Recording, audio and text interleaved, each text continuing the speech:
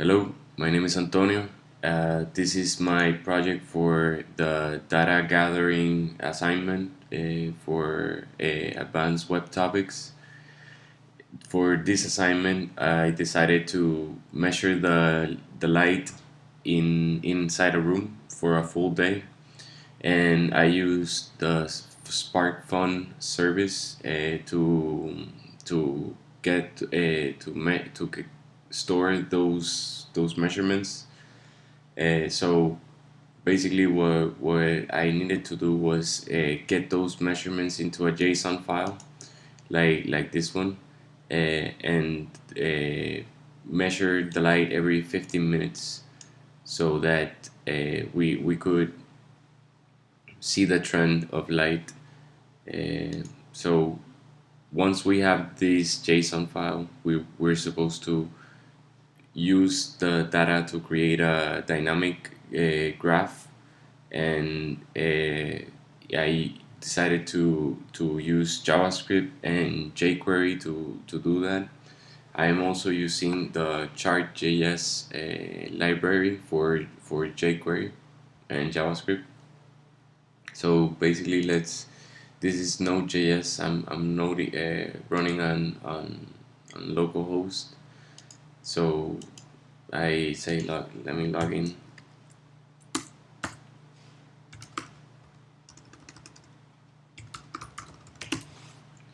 Alright, so this is the graph.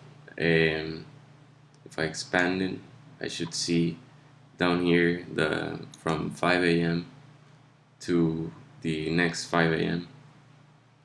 and it shows the light trends. This data is being gathered from the JSON object, which was generated by an Arduino device that measured the light. So let me show you the code. First of all, let me show you the EJS. EJS is HTML code that gets run by Node.js. It allows us to place variables like fname, which you see here is now Antonio, and replace them with server code. But that's not needed for this project. What is needed is to write a script tag for the Chart.js, and then a script to run our JS file that's gonna render our graphic. So once we have that, we also need to declare where our canvas is gonna be and give it a ID, which we're gonna use to call and create the graph later.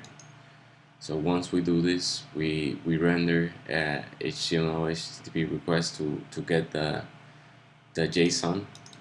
Once we load the JSON, we can loop through it, and we verify if the request is good, of course.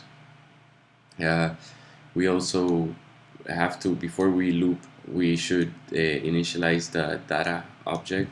This data object is used by Chart.js to plot the graph automatically, and it gathers the labels, which are gonna be the y-axis, or the x-axis, I mean, over here in the bottom, and the data, which are gonna be the plot points.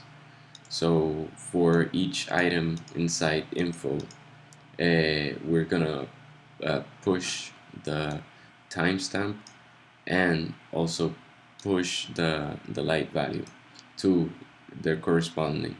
So timestamp would go into labels, and the light measure will go into data. Once that's done, we only need to plot the graph. So we say ctx and initiate our line chart. I mean our chart object or library, and then use the library, the new instance of the library, to plot using data, and which is data the object, and that's it. The request is sent, and it renders this graph, and it's responsive also. To view let me show you the SparkFun. So we go here to Spark. You see it's data.sparkfun.com, and this is the stream. So this is the measurements, and that's it. Thank you.